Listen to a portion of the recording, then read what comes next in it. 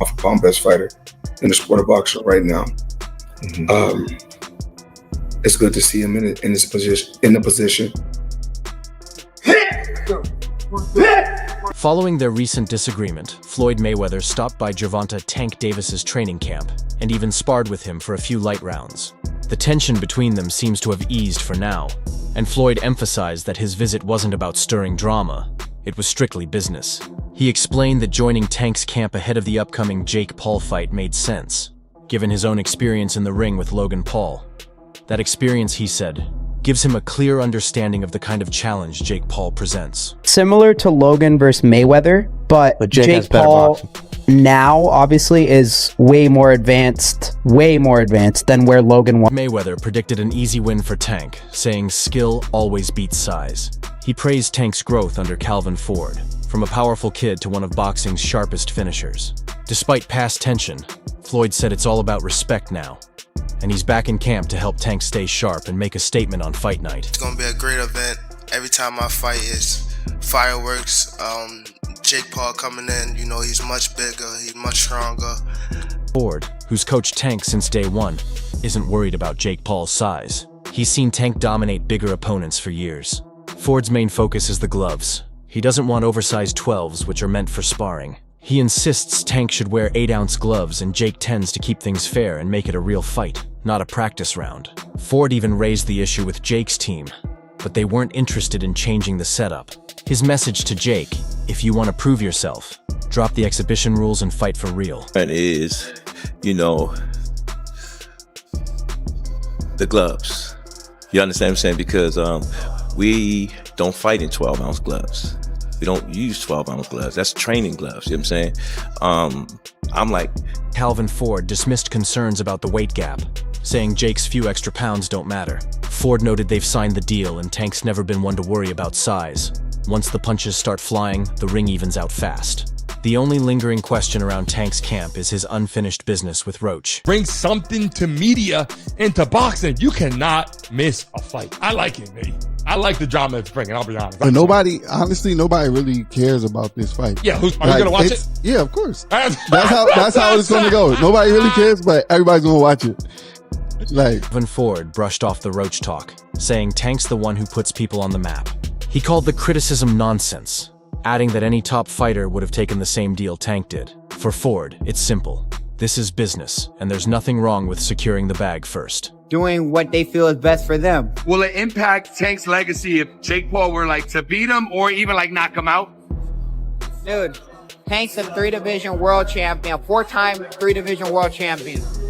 At the end of it, bro, you can't take it. Floyd's return to camp has lifted the whole atmosphere. His presence brings focus and confidence as he shares advice with Tank. Stay composed, stay sharp, and rely on skill over size. Floyd keeps reminding everyone that technique beats power, a lesson he's proven throughout his career. That's the mindset he wants Tank to carry into the fight. Paul will knock Tank Davis out, maybe in the 3rd, maybe in the 4th round. Tank will try to move, he will try to stick and move. It's not gonna work out for him, and he will eventually... Seeing Floyd and Calvin Ford back together after their ups and downs with Tank is surprising, but it also feels right. Both played major roles in shaping Tank into the fighter he is today. Powerful, composed, and complete. Whatever tension existed before now seems replaced by mutual respect. Floyd recognizes that the young fighter he once guided has grown into a true superstar. And despite past clashes, he still wants to see Tank succeed. Which is heavyweight. And now he's saying about fighting Tank. Nah, this can't be. It's Netflix as well. I need to go and do some checks and see if like the main pages have posted this, but Jake Paul's posted it. Many pros now share Floyd and Calvin Ford's view. Jake Paul's size might stand out, but Tank Davis is simply the more skilled fighter. On paper, the weight difference looks big, but in the ring, skill and ring IQ always outweigh raw size. That's what everyone's paying attention to heading into this fight. At Tank Davis or Jake Paul? So, immediately, yeah, the normal layman would say, oh, Tank Davis is better. But better at what? Is he better at selling tickets? Is he better at selling stadiums out? Is he better at creating controversy? Is he better at getting followed on Instagram? Is he better at putting more eyeballs on the boxing? Is he better than him at that? The answer would be no. But is he better at him in a fight? Legendary trainer Teddy Atlas weighed in on the matchup. noting the obvious size difference between Jake Paul and Tank Davis. Nearly 8 inches in height and an even bigger reach gap. Still, Atlas said that size alone won't decide the fight. He highlighted Tank's superior experience, skill, and ring IQ, adding that if Tank lands clean, Jake could be in serious trouble. To be honest, Jake Paul has a lot of followings, a lot of guys that are going to come and watch, and that gives the opportunity for other fighters to be seen on those cards, you know. So a lot of people don't agree, but at the end of the day, for me, it's entertainment. And if we can take boxing to the next level and give other fighters opportunities to be displayed and for other people, YouTubers and all that, to be seen, and hopefully all the YouTubers. Many keep coming back to the same point. Jake may be bigger, but Tank hits hard, with power, timing, and precision. Facing faster, more skilled opponents than Jake has made Tank's size disadvantage less of an issue. Teddy Atlas reminds us that boxing history is full of smaller fighters outsmarting bigger foes. Size matters, but skill and composure always play the biggest role in the ring. He ain't gonna fight back.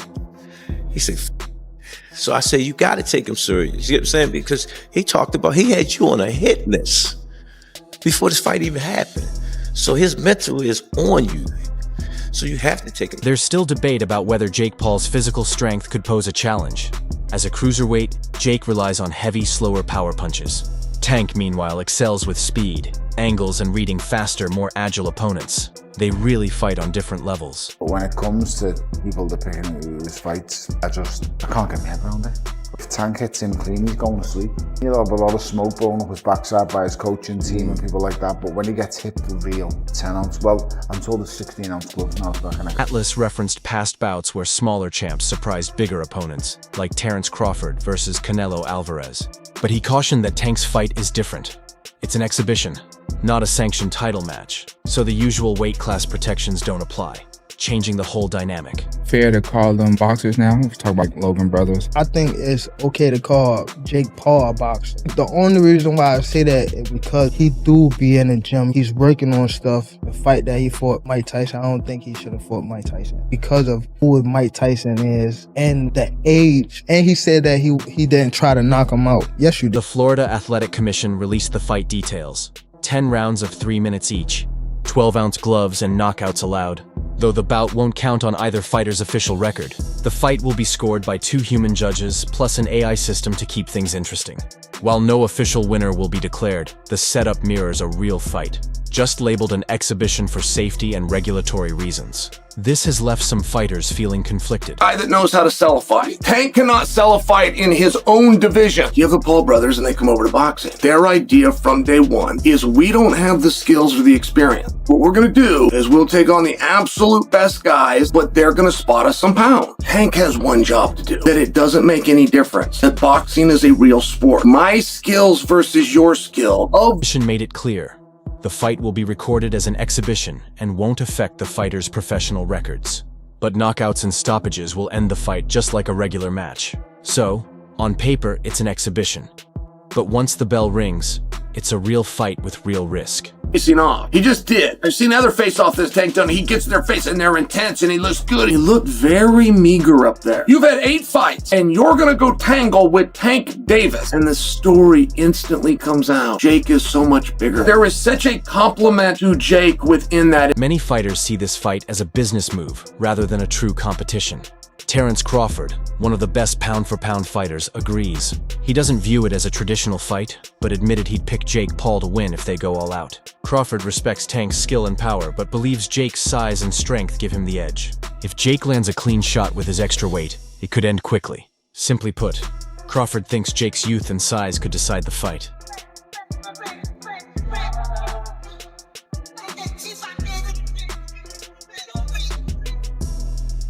Amir Khan has taken a very different stance, calling the fight disgusting. He's concerned the weight gap is too large and fears real damage could occur despite it being an exhibition. Khan worries about a tragic outcome and is focused on safety rather than promotion. Tank Davis, they just announced the fight. What's your instant reaction to that? I don't know what's going to happen with a 135-pounder going up against a 200-pounder. I think it's not a real fight. Jake just too big. Tank ain't gonna be able to get in from that jab. Jake land one good punch on Tank. Meanwhile, many in the boxing community, especially those close to Tank, agree with Floyd and Calvin Ford. Skill beats size. Tank has the timing, accuracy, and calm to take on bigger opponents. He's proven it in the gym.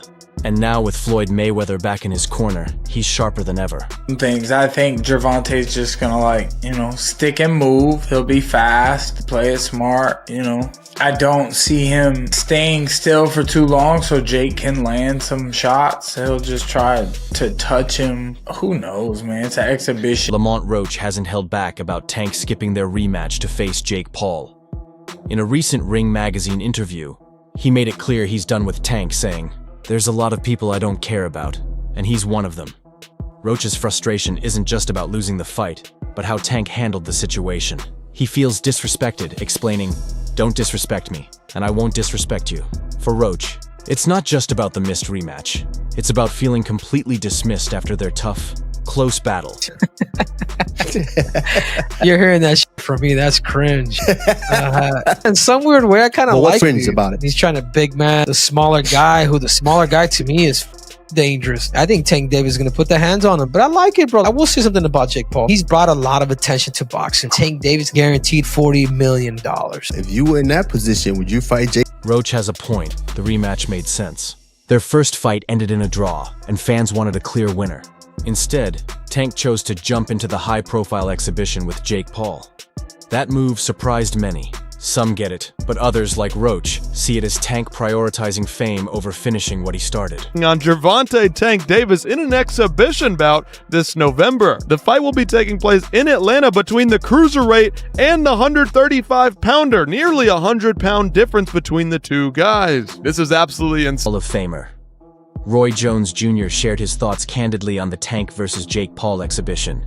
He's interested because both fighters bring something unique. Jones said, "Tank may be smaller, but he's capable of knocking Jake out, and Jake's size means he could do the same to Tank." His take reflects the common debate, size versus skill.